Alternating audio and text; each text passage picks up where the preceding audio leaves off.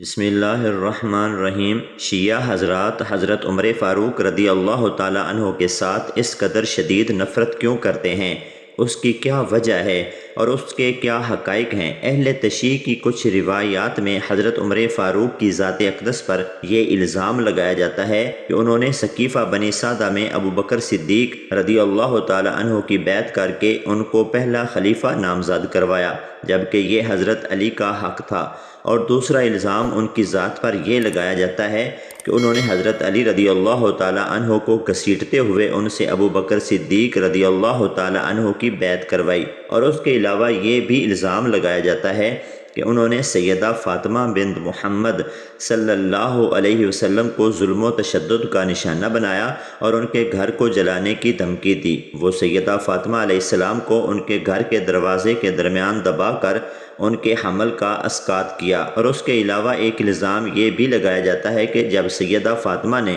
باغ فدق کی جائیداد کو واپس لینے کے لیے خلیفہ وقت عمر فاروق سے کہا تو عمر فاروق رضی اللہ تعالیٰ عنہ نے باغ فدق کی جائیداد بھی ان کو دینے سے انکار کر دیا۔ یہ تمام الزامات حضرت عمر فاروق کی ذات اقدس پر کیوں لگائے جاتے ہیں؟ ان کے پیچھے وجوہات کیا تھی اور ان میں کس حد تک سچائی ہے؟ نبی صلی اللہ علیہ وسلم نے نہایت واضح الفاظ میں اسلام کے کیسر و کسرہ پر غالب آنے کی پیشگوئی فرما چکے تھے۔ جنگ خندق کے دن آپ صلی اللہ علیہ وسلم نے خندق کھودتے ہوئے ارشاد فرمایا، اس ضرب میں کیسر و کسرہ کے خزانے مجھ پر فتح ہوتے دکھائے گئے۔ پھر فتح ایران نے جان شینان رسالت آپ صلی اللہ علیہ وسلم کے قدم چومے اور آپ صلی اللہ علیہ وسلم کی وہ پیشگوئیاں ایک شان اعجاز کے ساتھ حضرت فاروق اعظم کے ہاتھوں پوری ہوئی۔ حضرت فاروق اعظم رضی اللہ تعالیٰ عنہ کی خلافت اور سیادت اگر کسی درجہ میں بھی مشتبہ ہوتی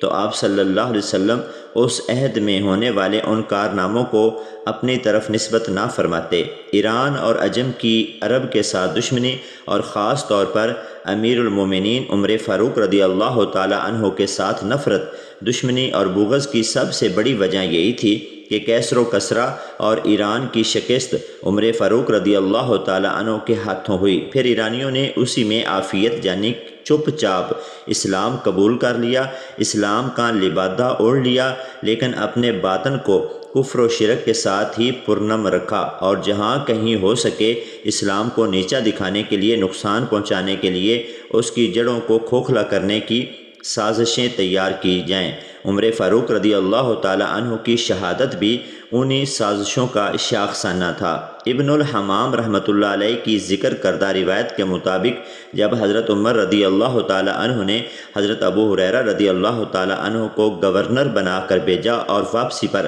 حضرت عمر رضی اللہ تعالیٰ عنہ نے جب ان کے پاس مال کی فراوانی دیکھی تو فوراً پوچھنے پر معلوم ہوا کہ یہ ان کو تحفہ کے طور پر ملا ہے۔ اس وقت حضرت عمر رضی اللہ تعالیٰ عنہ نے ان کو عدو اللہ یعنی اللہ کا دشمن کہہ کر مخاطب کر کے حضور صلی اللہ علیہ وسلم کی حدیث کے الفاظ دہرائے۔ اس کو مد نظر رکھتے ہوئے مصنف ابن عبد الرزاق اور مستدرک حاکم کی روایت کو دیکھ لیجئے کہ حضرت عمر رضی اللہ تعالیٰ عنہ نے حضرت ابو ہریرہ رضی اللہ تعالیٰ عنہ کو بحرین کا گورنر بنا کر بھیجا۔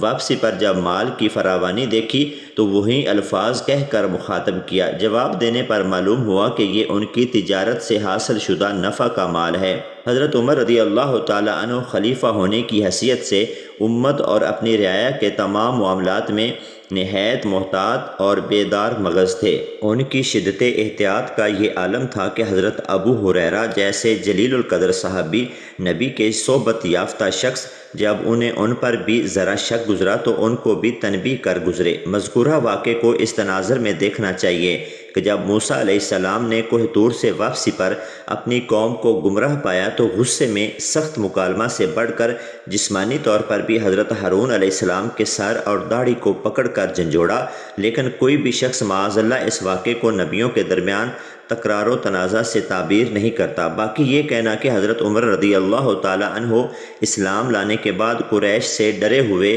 گھر میں بیٹھے ہوئے تھے تو دراصل یہ ایک موقوف روایت ہے۔ کہ ایک مرتبہ حضرت عمر رضی اللہ تعالی عنہ اسلام لانے کے بعد بنو سہم کے خوف سے گھر میں محصور ہو گئے تھے، کیونکہ گھر کے باہر قبیلہ کے لوگ ان کے اسلام لانے کی وجہ سے ان کے قتل کے درپے منتظر تھے۔ یہ اس وقت کا واقعہ ہے جب نہ تو جہاد کا حکم نازل ہوا تھا اور نہ ہی ہجرت کا حکم دیا گیا تھا۔ مسلمان قریش کے مظالم سہتے تکلیفوں پر صبر کرتے تھے۔ ایسے میں حضرت عمر قتل ہو جانے کے خوف سے گھر میں محصور ہو جانا ان کے مرتبہ کے منافی نہیں۔ جس طرح یہود جب حضرت عیسیٰ کے قتل کے درپے ہوئے اور وہ مکان میں محصور ہو گئے، تو جب یہ ایک نبی کی شان کے منافی نہیں تو ایک صحابی کی شان کے منافی کیسے ہو سکتا ہے؟ نبی کریم صلی اللہ علیہ وسلم کی وفات کے بعد جب ثقیفہ بنی سعدہ میں حضرت ابو بکر صدیق رضی اللہ تعالی عنہ کی بیعت لی گئی، تو اس میں سب سے پہلے ابو بکر صدیق رضی اللہ تعالی عنہ کی بیعت کرنے والے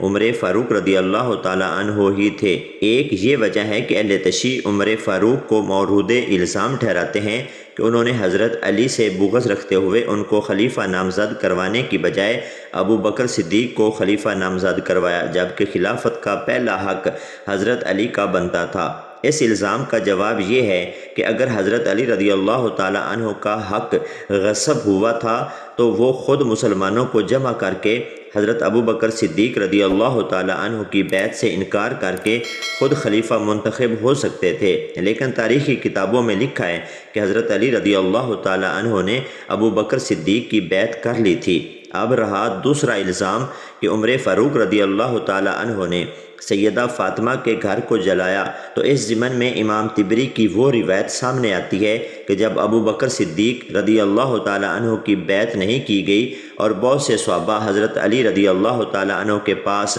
مشورہ کرنے کے لیے حاضر ہوتے تھے، تو حضرت عمر فاروق نے سمجھا کہ یہ لوگ ابو بکر کے خلاف سازشیں تیار کر رہے ہیں، اس لیے انہوں نے کہا کہ اگر میں نے کل ان سب کو دوبارہ یہاں پر دیکھا تو میں اس گھر کو اس کے رہائشی افراد سمیت جلا دوں گا۔ لیکن یہ صرف دھمکی تھی اور خلیفہ کے خلاف سازشوں کے اندیشے کے پیش نظر انہوں نے یہ بات کہی تھی، لیکن اس کو عملی جامہ نہیں پہنایا تھا اور سیدہ فاطمہ کے گھر کو نہیں جلایا تھا اور سیدہ فاطمہ کے گھر کے دروازے کو بھی نہیں توڑا، نہ ہی سیدہ فاطمہ کے حمل کا اسقاط کیا۔ یہ بات محض پروپیگنڈا ہے اور عمر فاروق رضی اللہ تعالی عنہ اور اہل بیت کے درمیان دشمنی اور عداوت کے شکوک و شبہات کو قائم کرنے کا ایک ذریعہ ہے۔ علامہ مودودی لکھتے ہیں کہ اس دور میں دروازے ہوا ہی نہیں کرتے تھے، تو عمر فاروق نے کس دروازے میں سیدہ فاطمہ کو زخمی کیا؟ دروازے نہ ہونے کا ثبوت دیتے ہوئے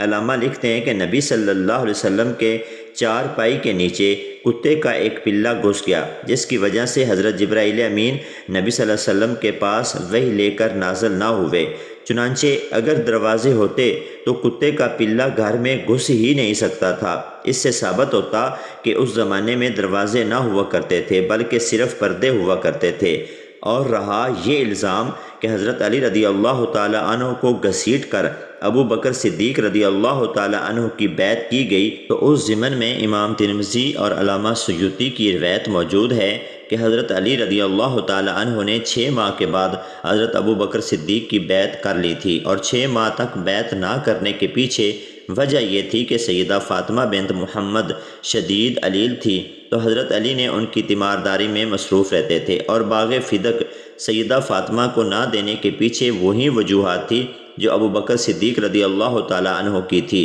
کہ انہوں نے ارشاد فرمایا تھا کہ نبی صلی اللہ علیہ وسلم کے مبارک زمانے میں باغ فدق جس طرح استعمال ہوتا تھا، خلفائے راشدین کے زمانے میں بھی ایسے ہی اس کا استعمال ہوگا۔ اہل تشیع حضرت عمر فاروق رضی اللہ تعالی عنہ کی ذات پر یہ الزام لگاتے ہیں جو کہ کاذب اور متروک راویوں کی طرف سے گڑے گئے ہیں، جبکہ پوری دنیا اور غیر مسلم بھی حضرت عمر فاروق رضی اللہ تعالی عنہ کی شخصیت کے معترف ہیں کہ انہوں نے کیسے آدھی دنیا کو فتح کیا اور اسلام کا جھنڈا لہرایا۔ حضرت ابو بکر اور حضرت عمر ہندوؤں کی نظر میں ہندوستان کے گاندھی جی کا ایک مضمون بعنوان کانگریسی وزراء کے لیے نظام عمل جریدہ ہربھجن میں شائع ہوا، جس میں وہ لکھتے ہیں کہ کانگریسی وزراء کو وزارت کی کرسی پر بیٹھ کر فرعون بے سامان نہیں ہونا چاہیے، بلکہ عجز و انکساری کی مثال قائم کر دینی چاہیے، اپنی سادگی کو قائم رکھنا چاہیے۔ کانگریسی وزراء ہمیشہ تیسرے درجہ میں سفر کریں اور سادہ کپڑے پہنیں۔ میں گاندھی، ابو بکر و حضرت عمر کی مثال بیان کرتا ہوں۔ راما اور کرشنا زمانہ قبل تاریخ کے نام ہیں۔ تاریخ سیواجی اور پرتاب کے حالات بتاتی ہے، جو انتہائی سادگی کے ساتھ رہا کرتے تھے، لیکن ممکن ہے کہ اس میں اختلاف رائے ہو کہ جب انہیں قوت اقتدار ملا تو تب انہوں نے کیا کیا، مگر پیغمبر صلی اللہ علیہ وسلم کے اصحاب حضرت ابو بکر و حضرت عمر کے بارے میں کوئی اختلاف نہیں۔